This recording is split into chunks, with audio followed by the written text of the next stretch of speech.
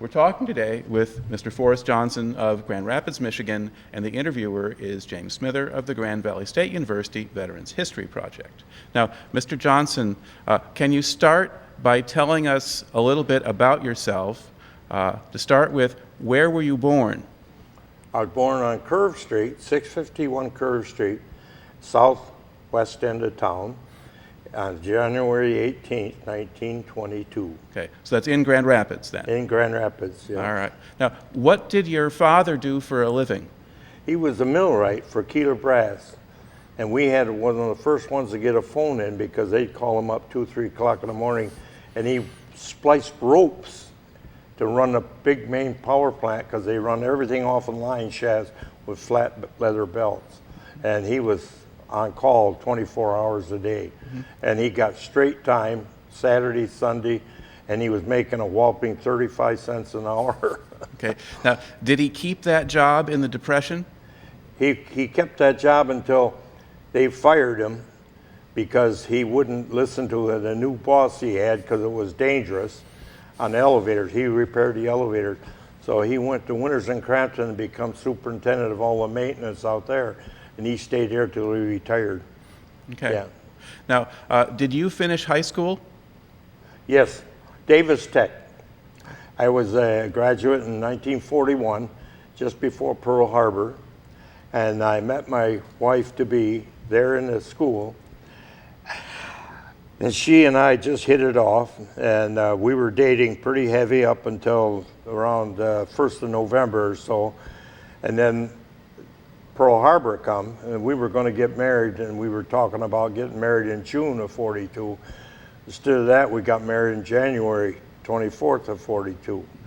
So 10 months and 4 days later, my first child was born. And he got killed in an accident when he was 56 years old. So then I got married again, and I got 2 daughters by the second wife, and she was a full-blooded German. She was born in Königsberg, East Prussia, and when I got shot by them Germans, I knew I had to get even with them, so I married her, and 30 years I kept her miserable. She finally decided she had enough, so now I'm a bachelor. Any women that's around, I'll talk to them. All right. Well, we'll be on the lookout for you. Okay. Now, to go back then to the war, do you remember how you heard about Pearl Harbor? When Pearl Harbor happened, my wife's grandfather was killed on Granville Avenue. His name was Bellinger, and I don't know what his first name was, but he got killed on the same Sunday. It was dark here, and he got killed there. And then her and I decided, we were out that Sunday, so well, we were really shocked that Pearl Harbor was hit. And so we decided that we would get married. Instead of waiting until June, we got married in January, right after my birthday, so I was 20 years old then. All right. Now, did you think about volunteering, or? Yeah, I tried. I went to Muskegon to the Army Air Corps, and I took the test, and I passed with 112. I think 136 was the highest, so I had a good mark. And then I had to come to Grand Rapids for the physical. Well, I passed everything. The last thing they done was check my colorblindness, and I was colorblind. So I was rejected because they weren't taking anybody that had any colorblind. They said one fighter, I might not see it. Well, I think that's a bunch of BS, but I didn't know that. At that time, I had 20/10 vision, 1 in 15,000. But I still don't need glasses, and that's very fortunate. But then I went with my friends, Bernie Bauer to the Navy, and Jack Bussler and Bruce Delbeck to the Marines, and every one of them had my name down there. I was colorblind.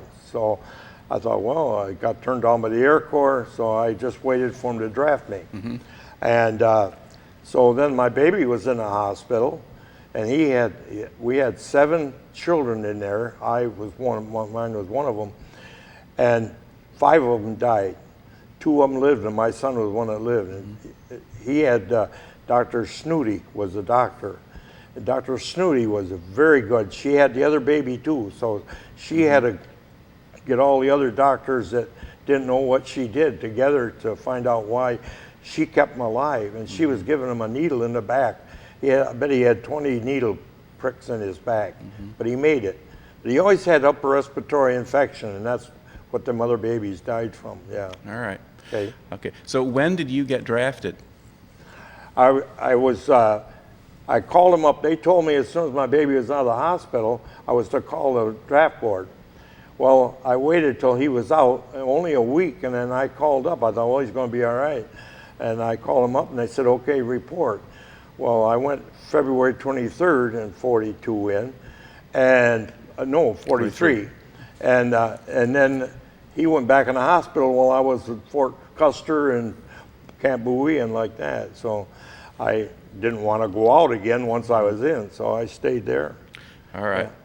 Now, tell me a little bit about the training experience. Well, Camp Bowie, Texas was the combat MPs and the 215th combat MPs. And they go right behind the infantry, and they put martial law into every town right behind the infantry. So sometimes they get hit too, but not very often. And so I was all set for that. And then the captain had a 2x4, and anybody walked under that got shipped out because they wanted at least 5'9", and I was 5'7", so I didn't even muss my hair. And so anyway, we went to, they put us on a train, and we went down to Fort Sam Houston. And so from there, they said 95th Infantry. Well, they had abbreviation there, INF, and we didn't know what INF was. So we didn't take long. We had a real nice lieutenant, Lieutenant Day, his name was. I never forgot him. He was short and stocky, and he had a real good sense of humor. And he said, okay, fellas, we're all standing there at attention with our new uniforms on. And he said, how about going on a hike tomorrow? Everybody raise their hands, So we went on a 5-mile hike, 5 miles. So then the next day, he said, how many want to go on a hike again? Well, about half of them raised their hands. So then the third day, he said, how about a hike? Well, there was about half of them. So he said, okay, we're going to hike. So then we took 15 miles. We still didn't have no rifle or no pack or nothing. No helmet, just a liner. The next time he said, how many want to go on a hike? And there wasn't one hand went up. Everybody had blisters and everything else on their feet. 15 miles ain't much, but after I got in the infantry, then I found out what pounding the ground was, We had the last day of our maneuvers in Louisiana, we walked 105 miles in 3 days. And out of my squad, Willie Ford, Decker was Willie Ford was our sergeant, Decker was a corporal, and then we had 12 men, and only 4 of us were left. Decker wasn't there, Willie Ford was, and there's a big creek right there, a real nice spring creek, and we went up there with 2 helmets full of water and dumped them on him, and he never even opened his eyes. He said, thanks, fellas. And it was 115, 120 degrees. We stopped sweating and everything. We had salt rings under our uniforms, and that was the longest we ever walked. But it really paid off in the long run, because we were able to keep up with no matter what was going on. Right. Now, when you joined the division, when you first went to the 95th, did they put all of the new guys together in the same platoons or companies? They kept us together, and we went from maneuvers first in Texas, San Antonio, and there's a little camp up north, Bullis, and that's all tents. And we were there off and on for 7, 8 days at a time. Then we'd come in and pick all the wood ticks off of us. I had 94 wood ticks on me when I finally got in the shower, and the guys could back them out with a cigarette. Well, I didn't smoke, so I just jerked them out ahead and they stay in the skin. But we had some guys get a little sick from that. And we had one fellow, he got bit up there at Bullis by a black widow spider, and he almost died. He was real sick. They had him in the hospital, in Brooks General Hospital in San Antonio, and he almost died. But he made it, but he never good after that. They discharged them.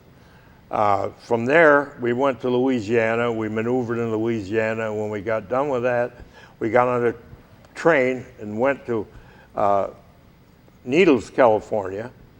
And it took us 3 days because troop trains don't have any priority. All the, the cannons and the trucks and the tanks and all the stuff you need, they go first. So we got out there and we got off, and then we got on trucks, and the trucks took us to Camp Coxcomb, and that was 90 miles from Desert Center, and it was a tent city, and it was 90 miles from nowhere, and we walked all over the mountains and everything.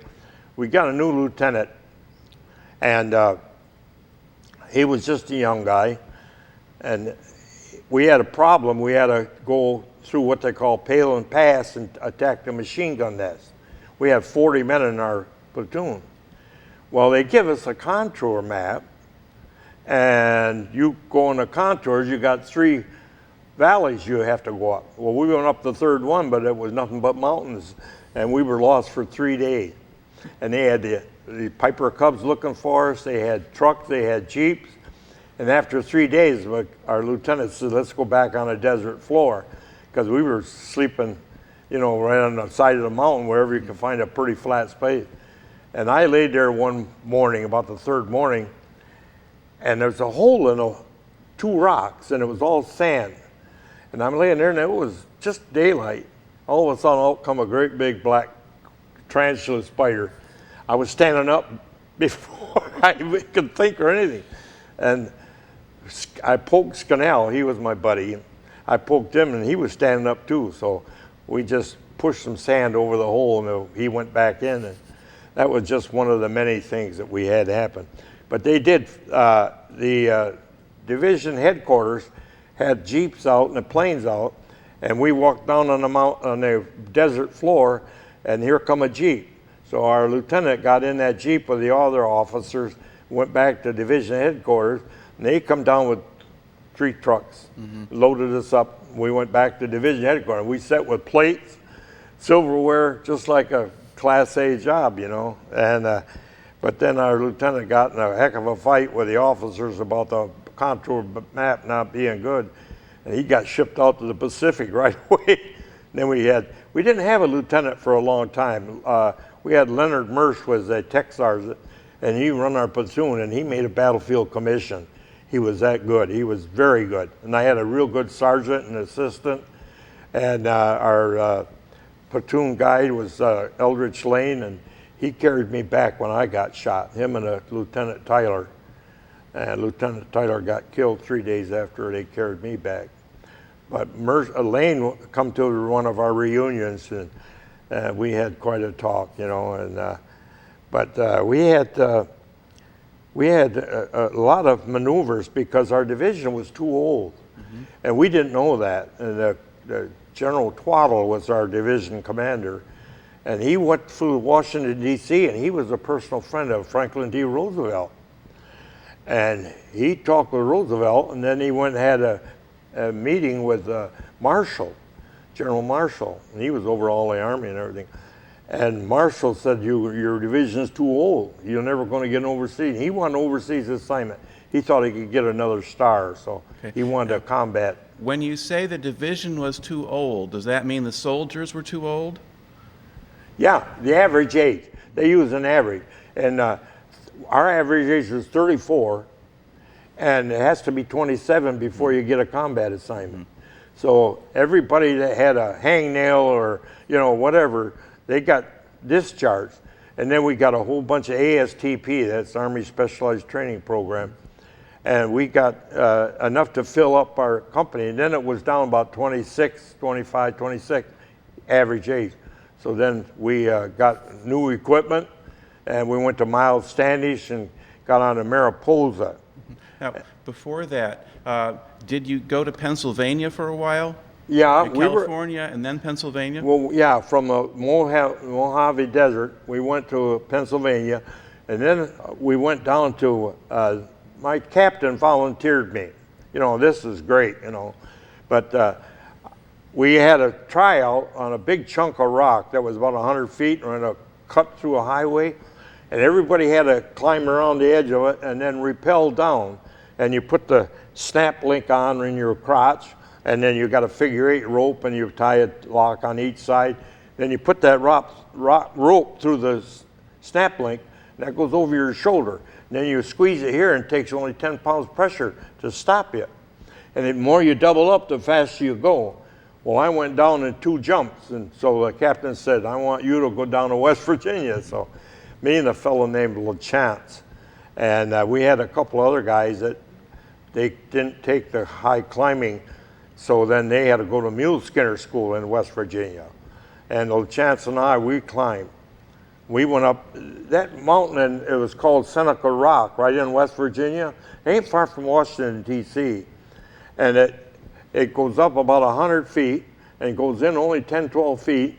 Trees are growing out of it, and a lot of pine needles and stuff. And then they go up again another 100 feet, and it varied, you know. And it go all the way to the top. And the top was not that wide because it was doing it on both sides of the mountain. So we got all the way up to almost to the top. And we had a little short guy named Shorty from Colorado. He was a professional mountain climber. And he had to pass us all and get I had a diploma for a long time, but I don't know what happened to it. But anyway, we got right up to the last shelf.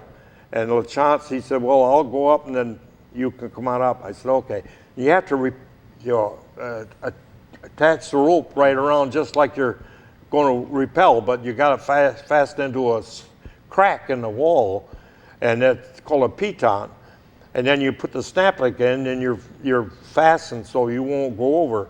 And he fell. He got up to the very top, and the whole chunk of rock come right off with him. I bet it weighed a half a ton or more. But he always had to push out when that happened, and he pushed out, the rock went inside, and then the rock fell down, and we had a hollow rock below and all this stuff. Well, then he swung back and forth, and that rope is nylon, and it stretches just like not like a rubber band, but it really stretches. It takes all the shock out. And he swung around back and forth, and I hollered to him, are you okay? He said, yeah. I said, I'll be up. So he come back up. And then I thought we were going to go back down the mountain because we'd been there for, about 7 hours or so.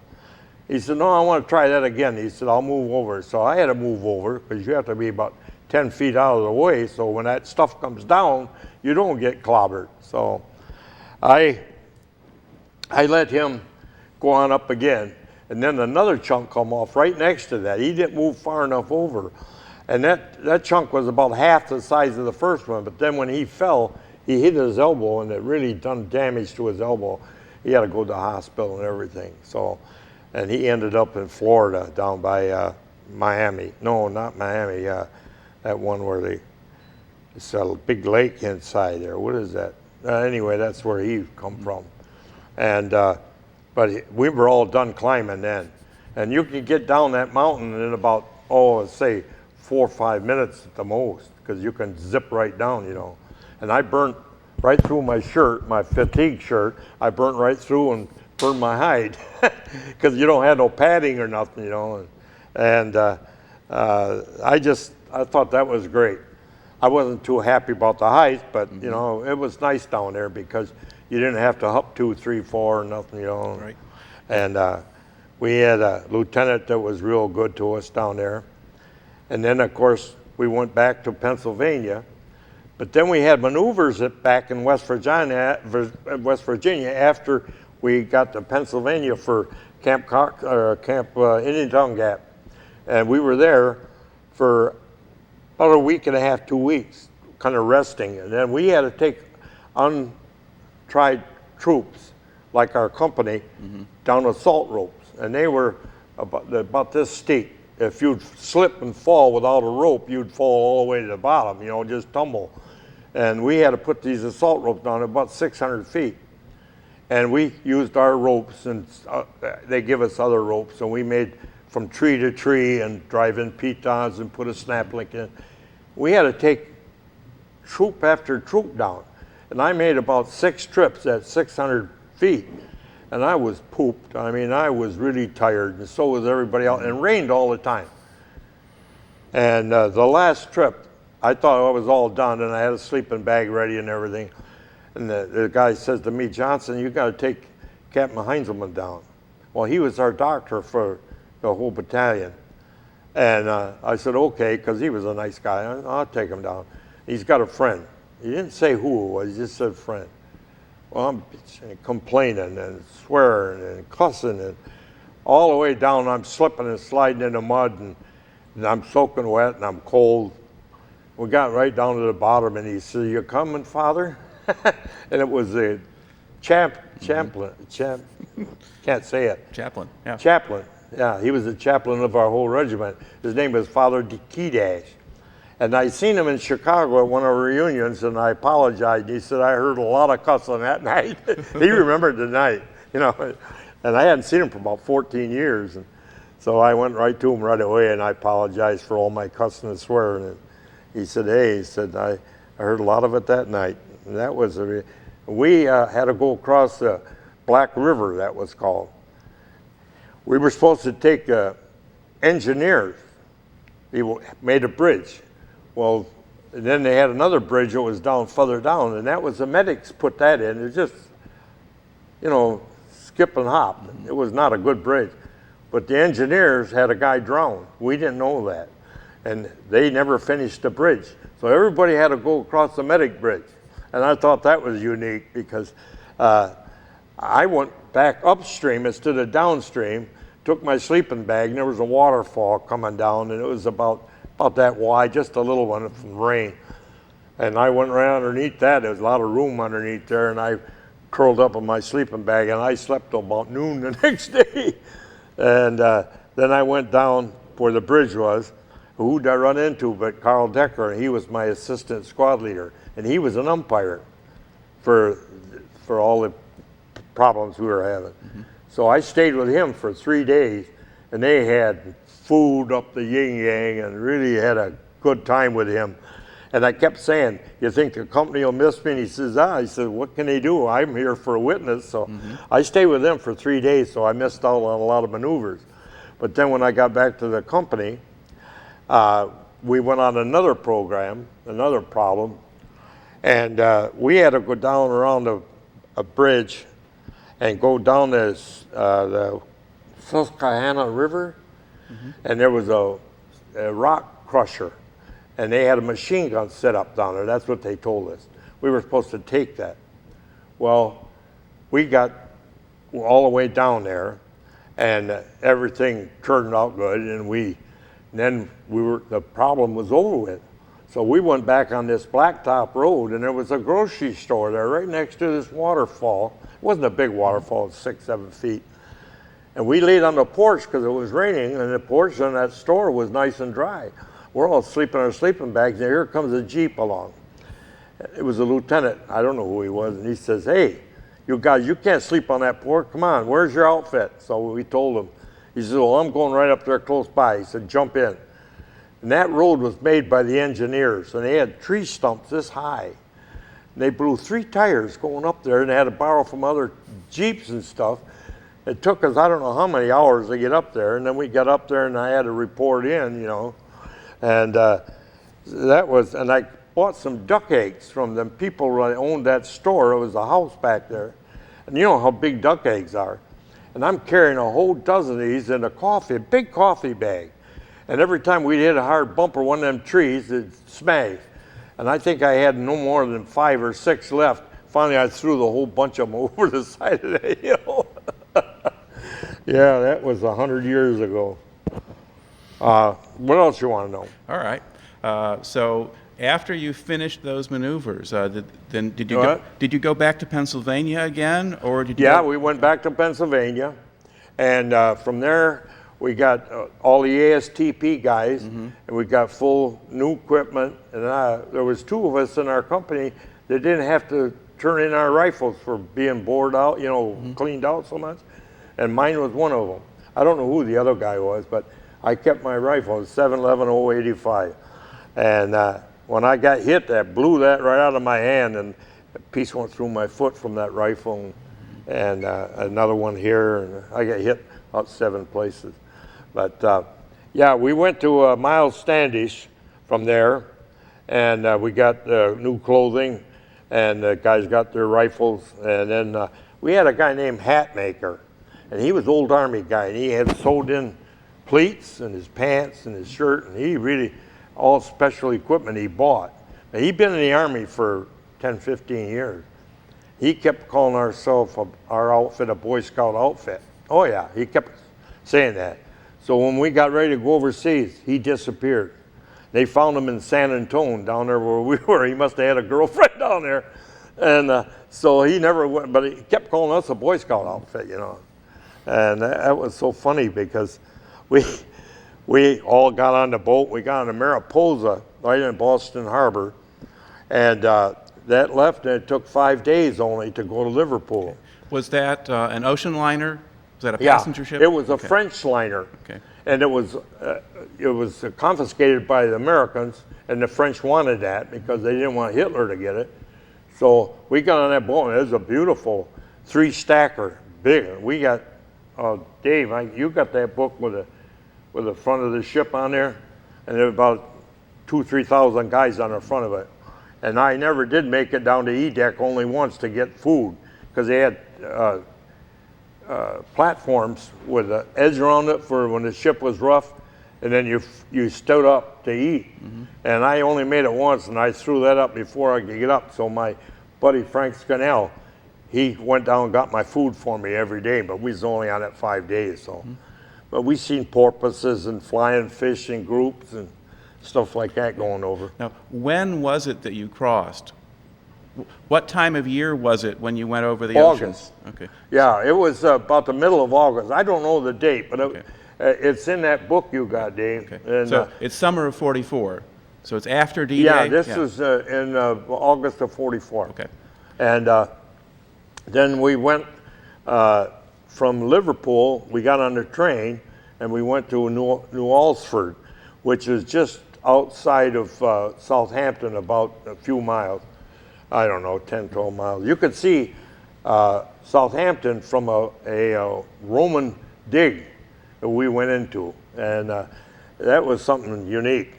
But we were there at Tichborne Arms, and it was a castle, I think, but they called it a manor. Mm-hmm. And Tichborne family was one of the oldest families in England, and they had 33,000 acres at one time. And they would go back to about 600, 700. And they had some old woman that said she was the mistress of the Tichborne family. Mm-hmm. And she told her husband, she said, when I die, if you don't give the serfs out a dole every year, part of your castle is going to crumble. Mm-hmm. Well, Sir Anthony was down and fighting Rommel in Africa. He was a major.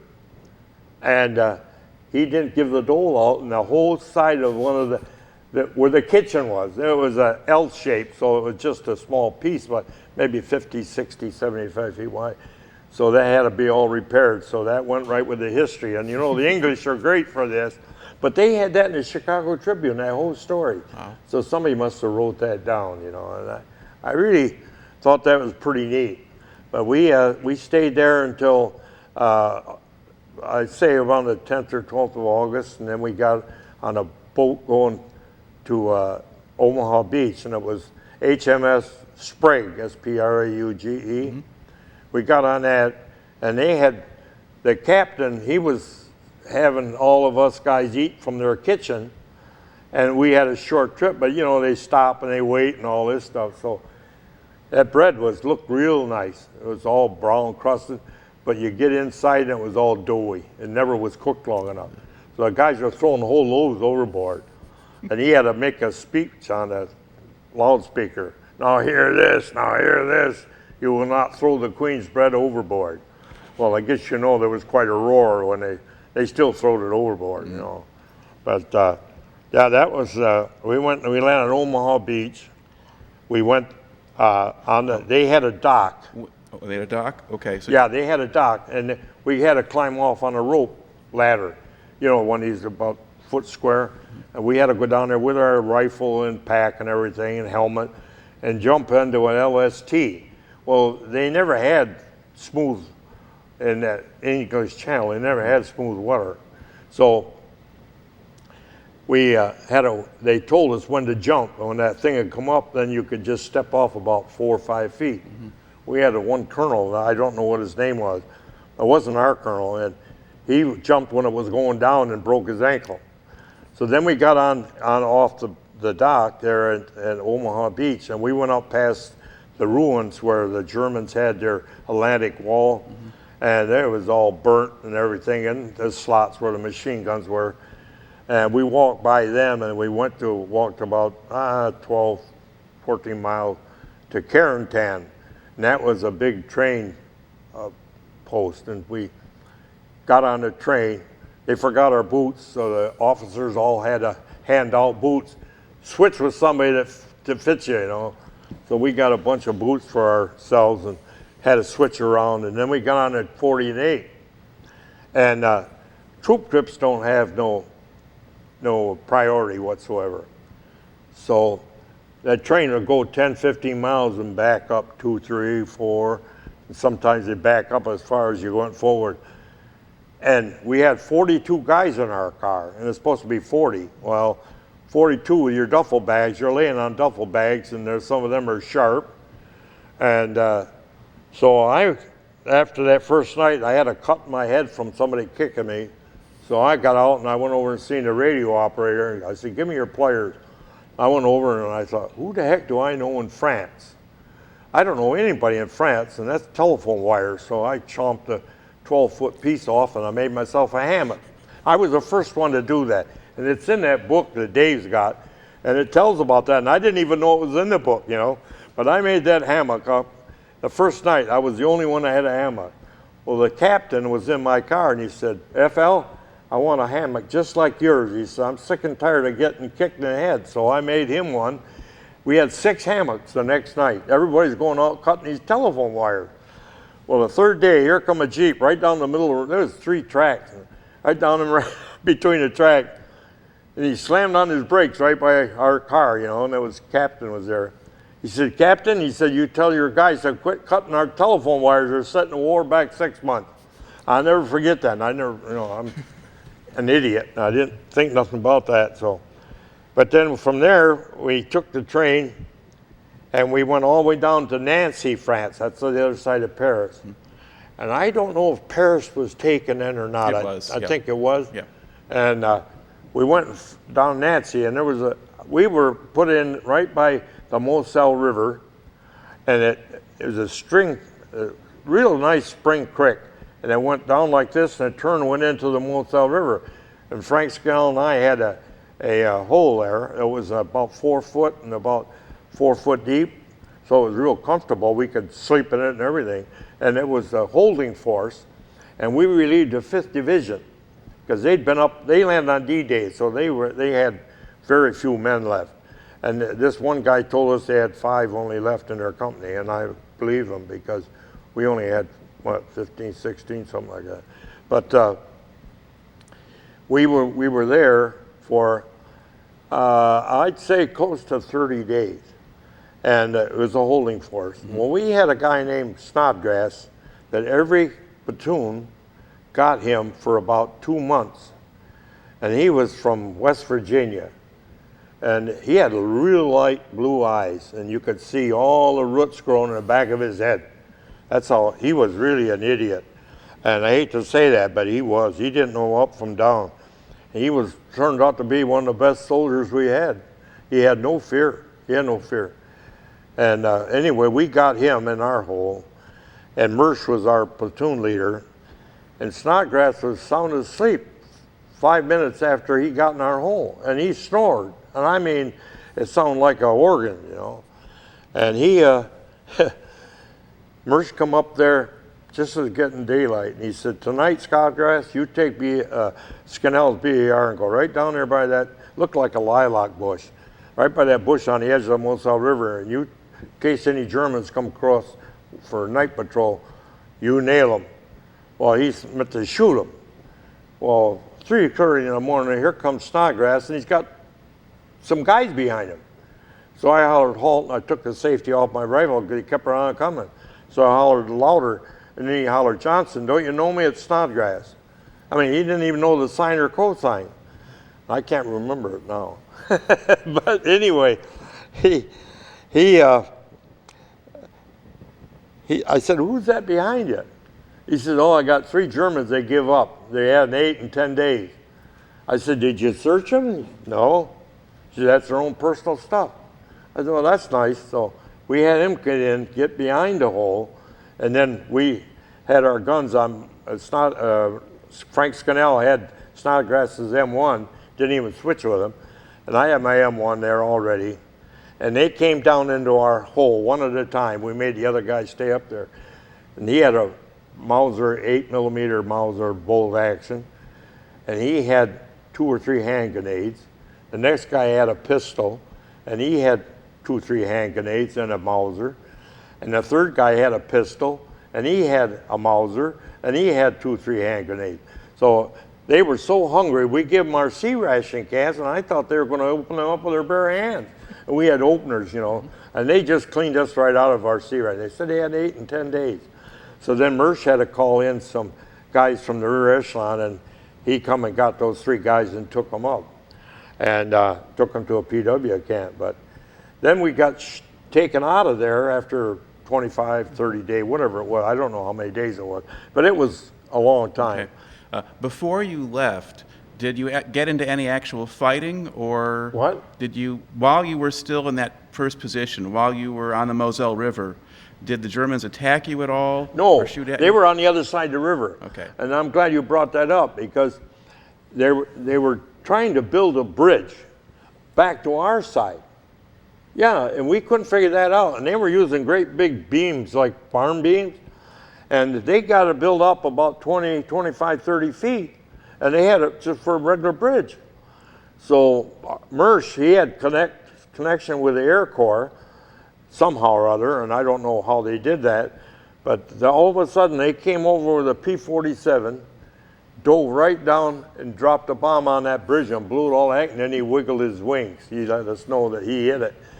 They done the same thing about 4 or 5 days later, and he dropped a bomb again, and he got hit. And I think that's what they were trying to do, eliminate an airplane. But he was okay. He was smoking, but he didn't tip his wings. He just took off for the rear. He was smoking pretty good, so they done something to his engine. And then we went up to this farm afterwards when we got relieved, and M Company was in this chateau, and it was an old farm with a wall all the way around it. And that because we were up on the front for so long, they let us just go in the barn. We didn't have to stand guard or nothing. Slept in the haymow. And M Company's cook was a real good cook.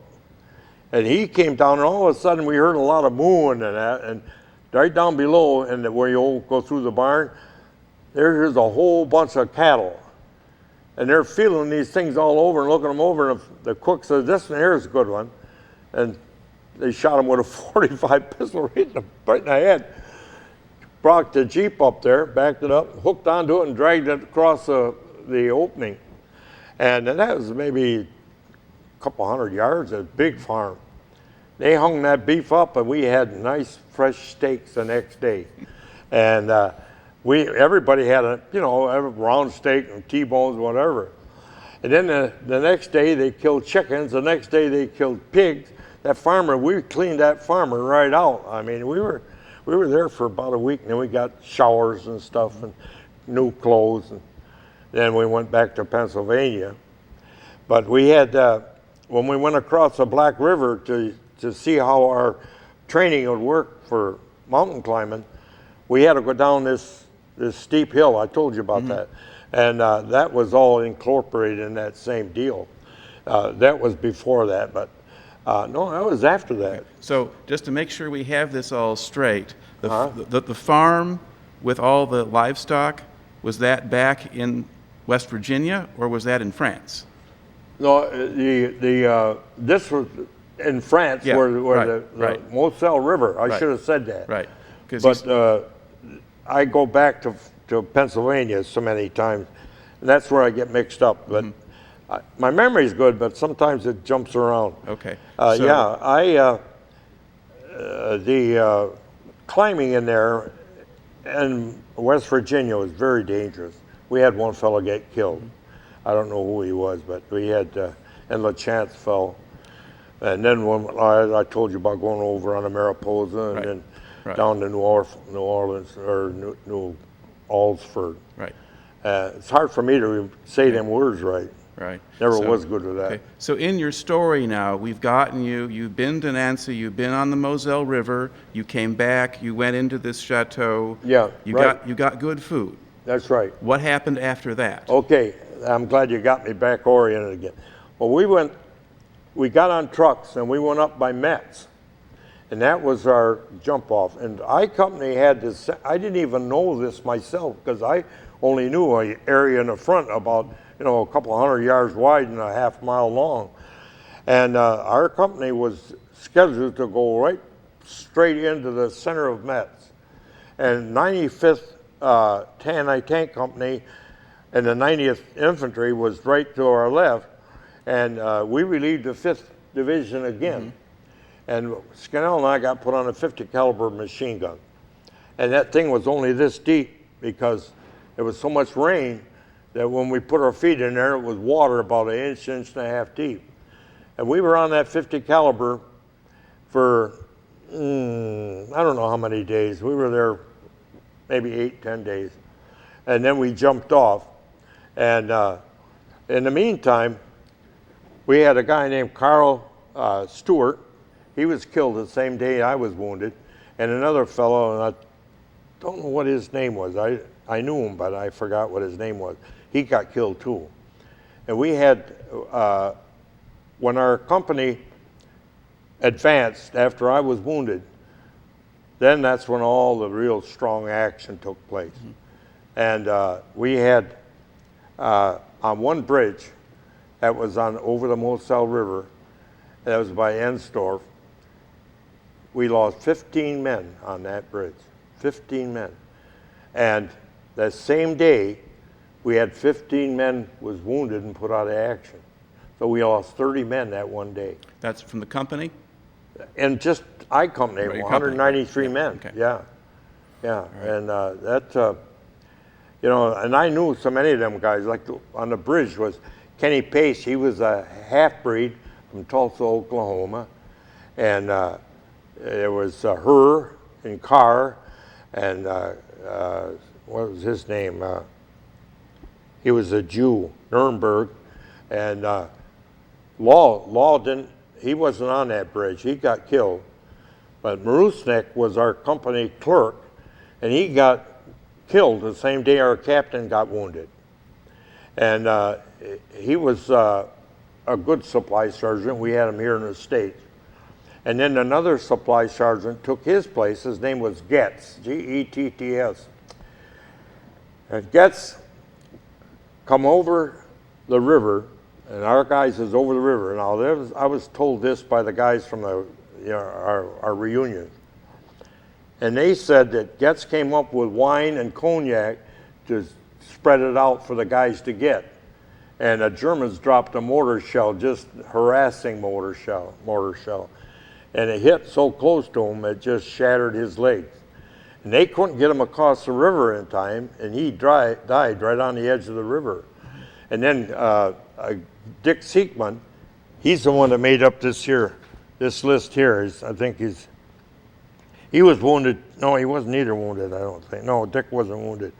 But he made this list all up, and that's, you can see what our casualties were. Okay. There's 3 pages. And these are the guys right here on the bridge that all lost their lives. See, they were missing in action, and then Dick put Killed in action. killed in action. And this guy here made it across the bridge, Kaufman.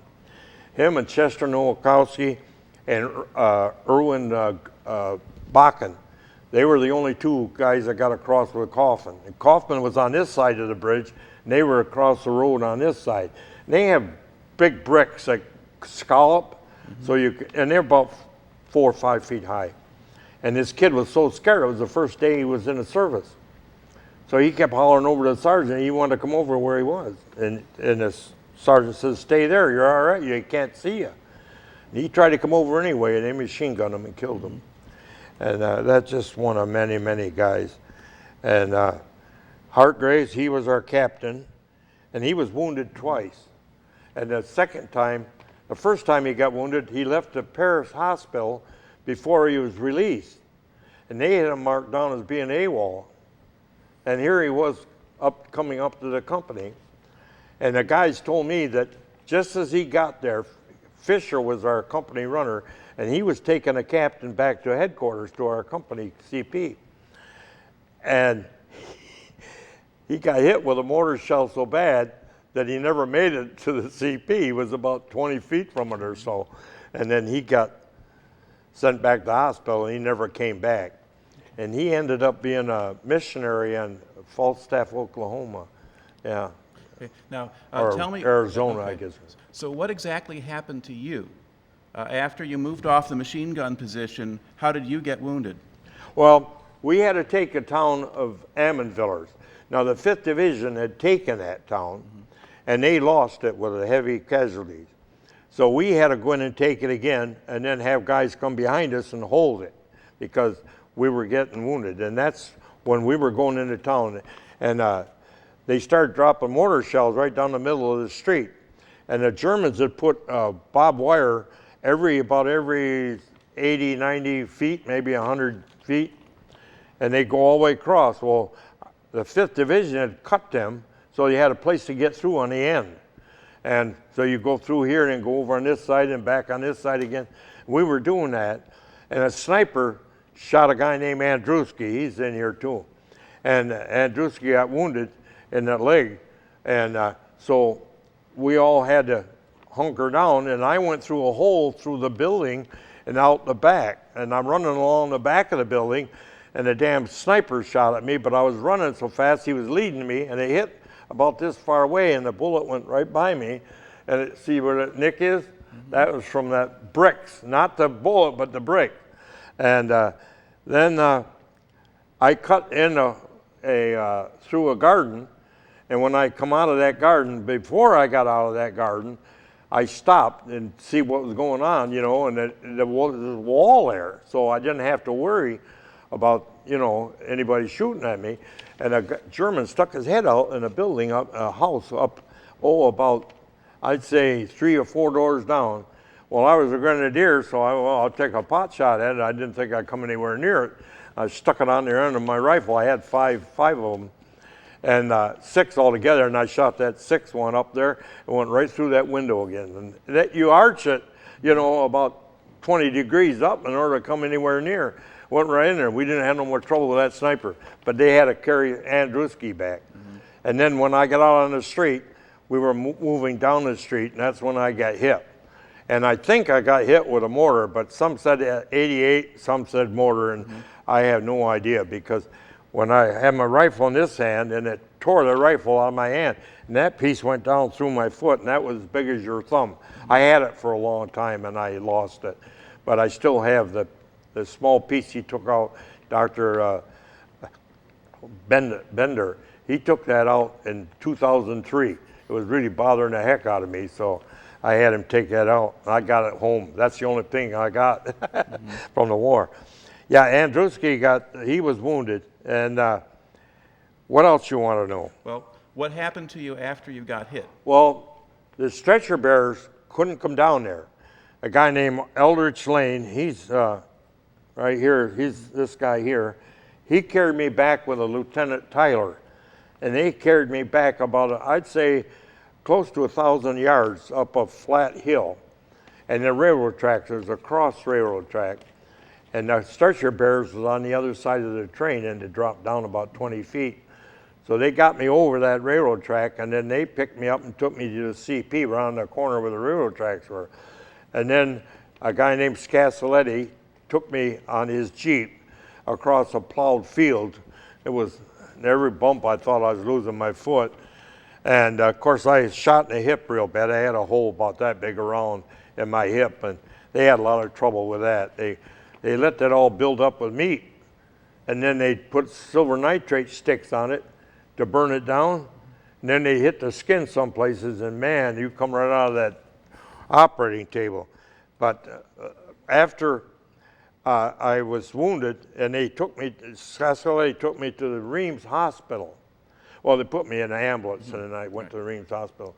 And those doctors had the record for the most operations in 8-hour shift. They had 75 operations. They told me about that. That's when I asked them if they could save my foot. They said, when you wake up, if you got 5 instead of 10, we didn't save it. If you got 10, we saved it. And that's all I ever heard from them guys. But they were doing an awful good job because they had every kind of surgery imagined, brains and ears and legs and arms and guts. And we had 2 guys, Don Hauer, he's right up here.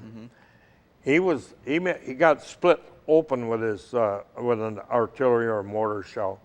And Woody, our driver, he's right down here. He took Don Hauer back and held onto his guts with his hand. Got him back to the hospital, and they cleaned him all up and cleaned out the dirt and stuff. Got him all sewed up. And then he got sent back to Paris to recuperate. And he was feeling so good. He was a terrific jitterbugger. And they had a USO dance in Paris, and he went to that, and he shouldn't have. He shouldn't have even left the hospital. And he jitterbegging with some French girls, and they ripped it all loose, and he could not make it back to the hospital. He died on the way. And that's just one of the many things. I can tell you so many stories. We can go on here for 6-7 hours. Well, what we want to do is we want to follow your story. So after the hospital at Reims, Oh, did they send you okay, somewhere else? okay, yeah, okay. I have some water here a minute.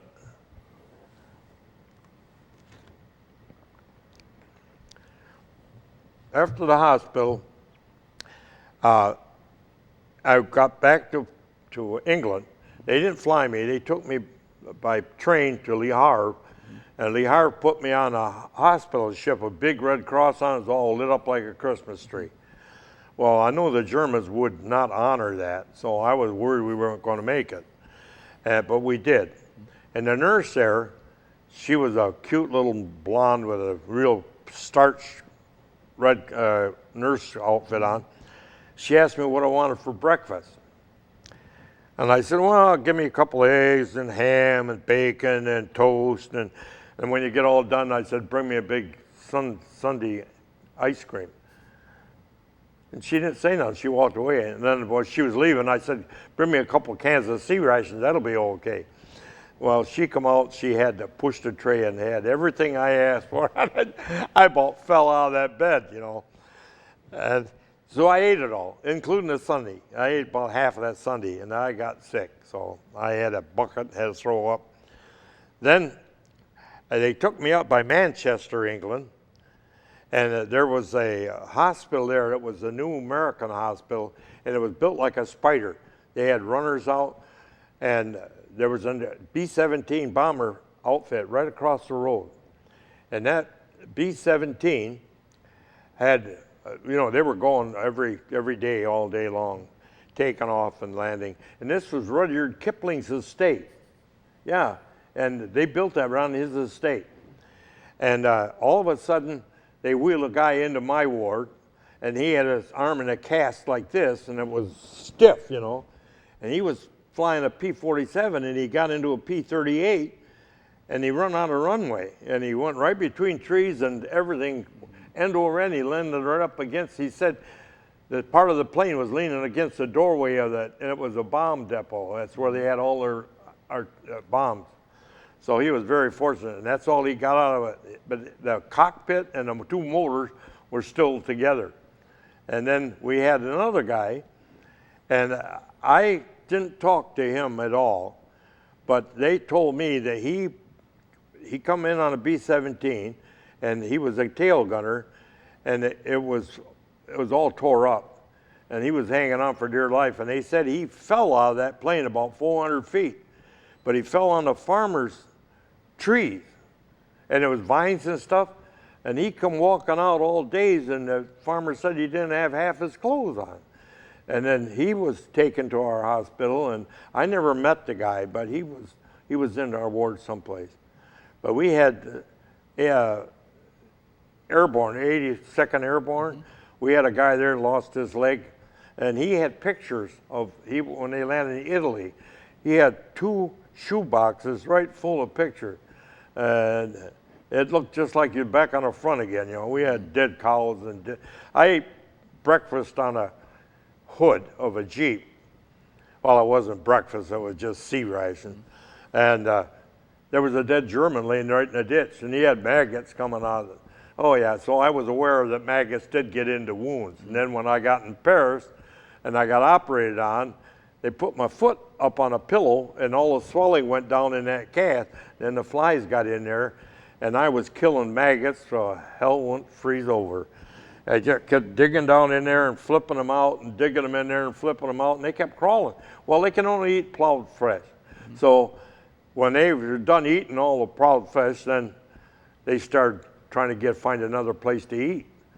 And they wouldn't take my cast off, and I couldn't figure that out. That was in Paris. That's where I got the maggots. Because they took me in on a John. My bowels hadn't moved in 14 days. And when I finally moved, I passed out. And they found me laying in the, shortly afterward, but they found me. That's when the flies evidently got in there. And so then they left a cast on, and that stunk just like them dead Germans and dead cows and dead horses, dead dogs. Never seen people, just dead Germans. They weren't people, But we had quite a time. And then I went from Le Havre to Southampton on that boat. And then I got put on a train, taken up to Manchester, and that's when we got on the Rudyard Kipling's estate. Yeah. Now, when did they take the cast off? Well, they took it off in Manchester. Okay. And when they took it off, there were still maggots crawling around in there. My heel, I'd smash my heel down and mash them, and then more would come out of the hole, out of the window, out of the hole in the top of my foot. And I had a heck of a time. It was driving me crazy. When they took that cast off and put a new one on, I could still smell that, I mean, it was my imagination, but then I didn't have any more stink anymore. But, oh, that's a terrible smell. And they had that cast on, and they put about 3 casts on, or 4, because I got back to Boston Harbor again. Well, a ship that we were leaving Southampton with, it was Kaiser Wilhelm's own personal yacht, and it had a gyro in there because he got seasick quick. This is what I was told by the sailors. They knew the ship, And we got out in the English Channel, and they'd taken that gyro out and had all beds in their hospital bed. So that ship was like a cork. And then they spotted a submarine right there in the English Channel, where they hung out because they get so many ships. And so they had called the orders, on the ship, and or called it whatever it is, and they run all over the place. And all of a sudden, that ship went right up in the air and threw me right out of the bunk. And some sailors set the depth charge for 10 feet instead of 100 feet.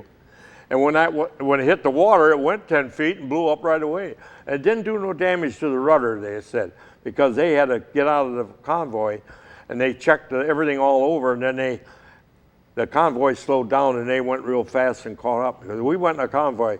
We went down by by Spain, went across by Florida, and then come up along the coast.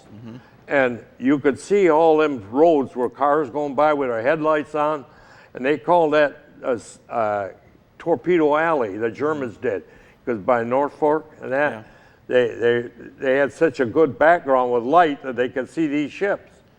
And then we were supposed to went into New York Harbor, and there was 2 tankers hit, and they had a big fire right on the water.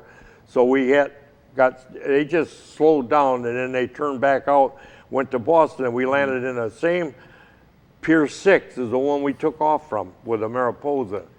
And so then we got there, and they had the bands playing, and they carried us off and took us to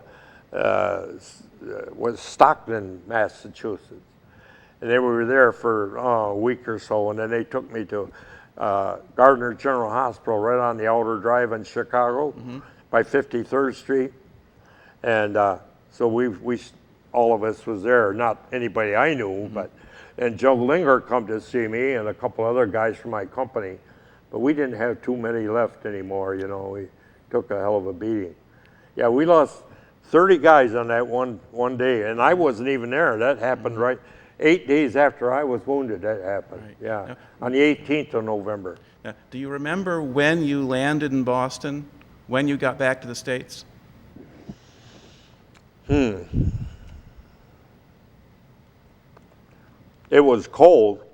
I know we left England on my anniversary, 24th of January. Okay. And then it took, I think, about 14 days because it was in a convoy. Okay. So yeah. So the war was still going on then. It's still, Oh that's yeah, 45, the war yeah. was going on. Yeah. Yeah. They really didn't make inroads. You know, after the Battle of the Bulge. Well, my division was supposed to go up there, but they didn't. They had to spread out and protect the front while the other guys went up there and cut that off. And the 101st held on to that. And then our division ended up on the Elbe River in Montgomery's outfit. Yeah, we went from the 3rd, from Patton's 3rd. I seen Patton. He was there. He gave us a pep talk. Told us no matter how many machine guns are shooting at you, you keep running into them. And I thought that was kind of asinine, but he said you save more lives that way than you do hunkering down and laying on the ground. I never seen that proved, but I think he might be half right.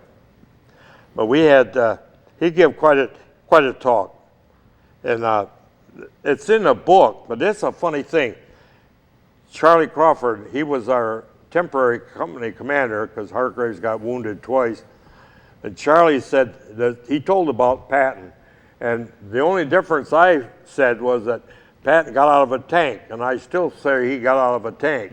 And he said he jumped out of a Jeep. So we must have been on 2 different pages, I don't know. But at least he was accurate enough to, everything was the same that I said. So. Now, did Patton, when Patton made his speech, did he use a lot of colorful language? Huh? Did he swear a lot? Oh, about every other word. Okay. Oh, yeah. He told us, he says, no, it's against rules and regulations. When you get into Germany, you don't have no business messing around with the Frau lines.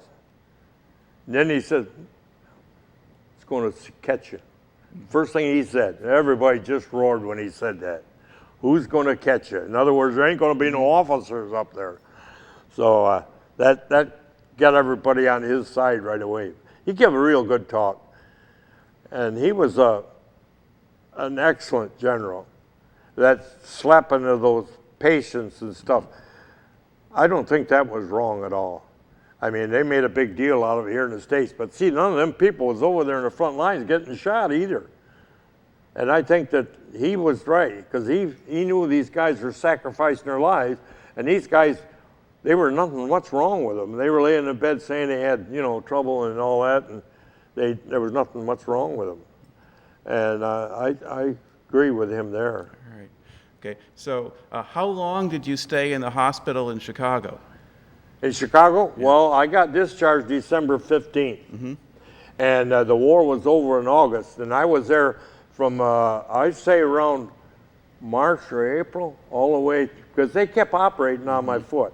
It would not heal. It just kept oozing blood and matter, and no matter what they'd done, they even sent me out to a fort in Sheridan in Chicago, and we had German prisoners that was waiting on us. They brought our meals to the bed and everything.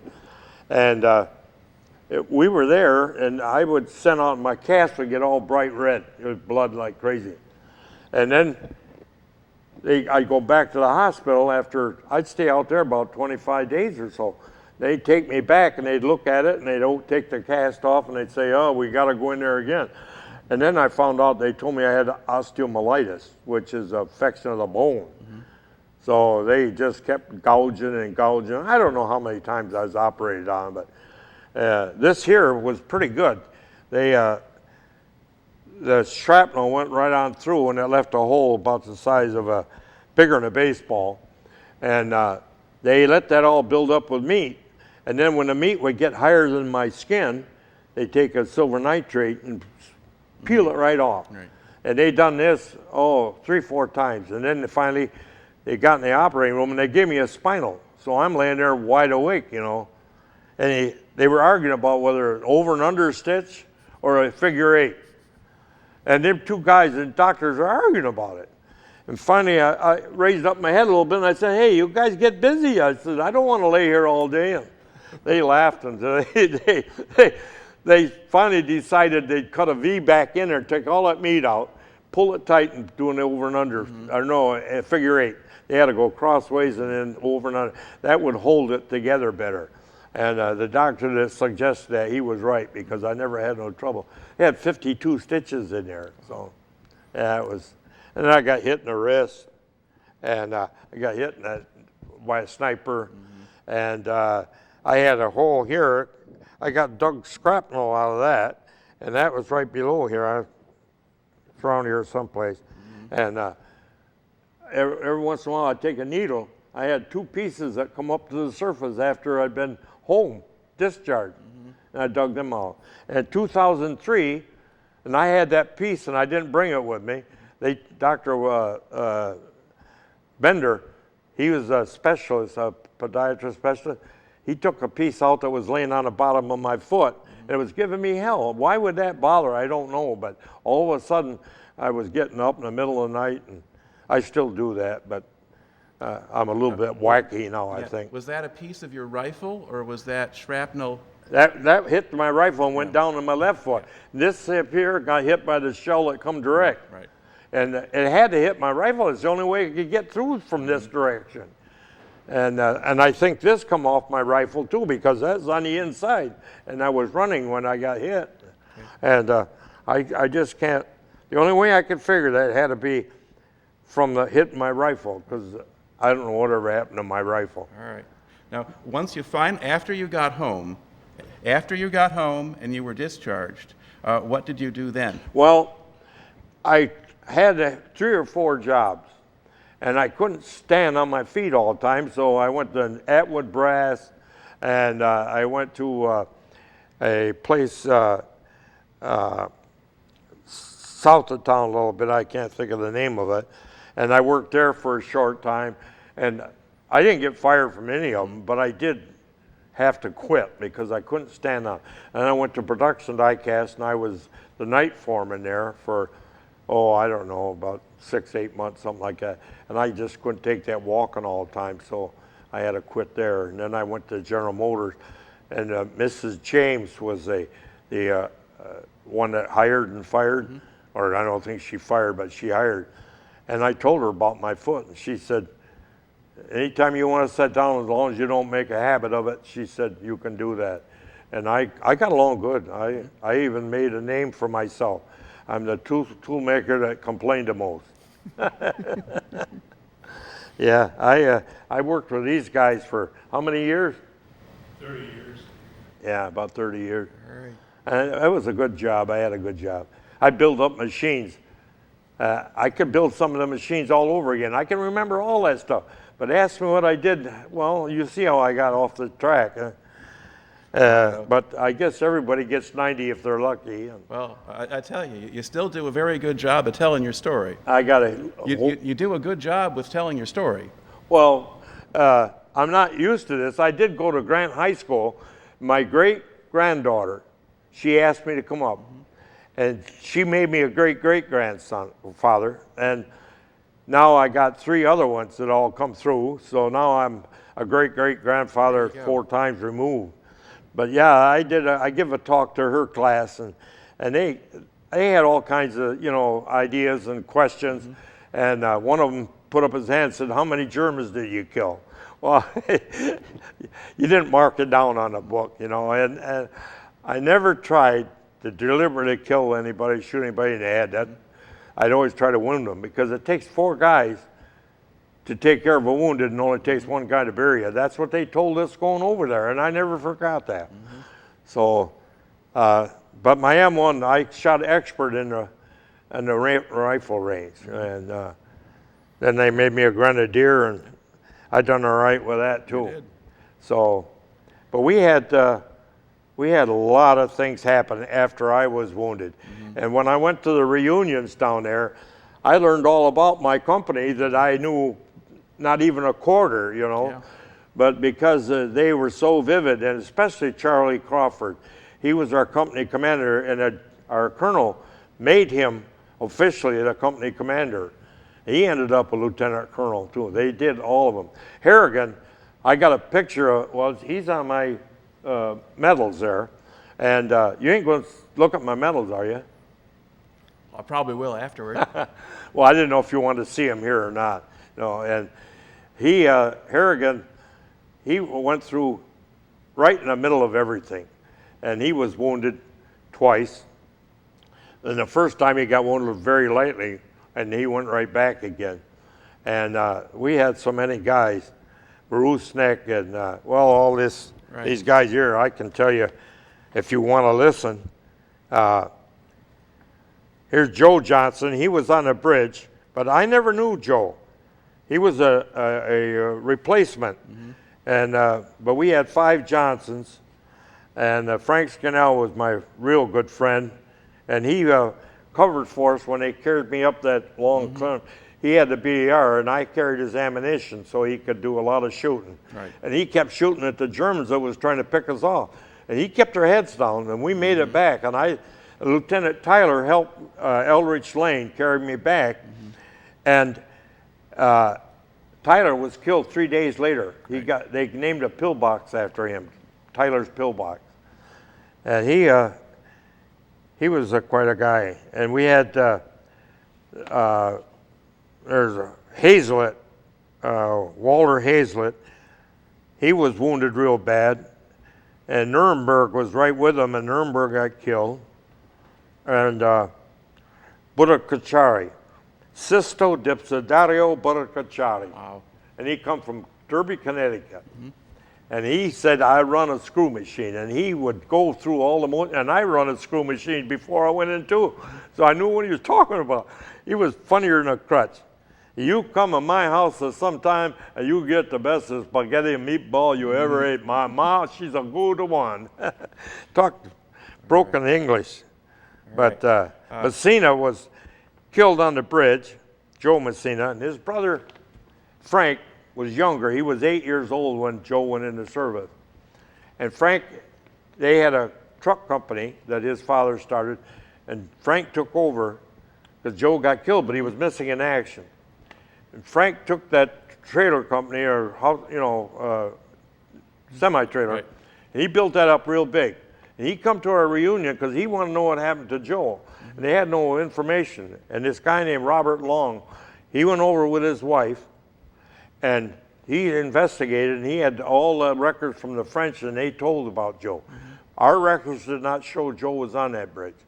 So then he had a statue made, and they used Joe's picture, photograph, and this guy made a statue of his GI coming right out of that solid marble with a rifle, M1, and a pack and the whole thing with a helmet on. Beautiful thing.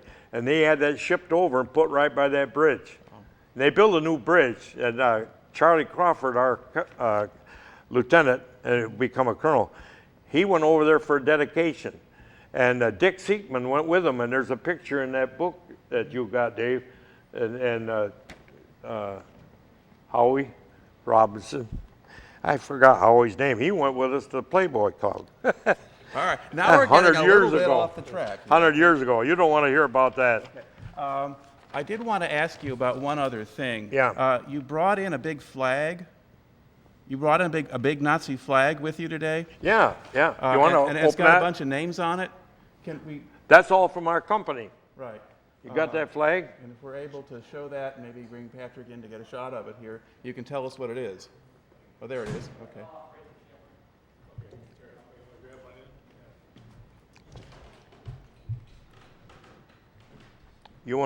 Want me to hold it? Well, you can just stay in the chair. You're fine. I should We'll put the let these locks guys on. hold it for I you. ain't used to a wheelchair. Yeah, you, Howie, you help me. All right. Tell them where to come off from. Huh? Yeah. Where the flag come yeah. off from. You got to hold the 2 hooks. Okay. Here's the other one. You know, Oh, we get it. there you are. Okay, yeah. Yeah, that's it. I don't like that. No, that's wrong. Careful. Careful. That's the top right there. That hook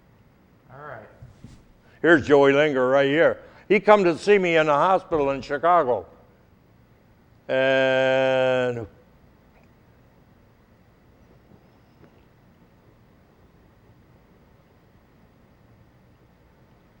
Glenn O'Brien, he was from Sault Ste. Marie, Michigan.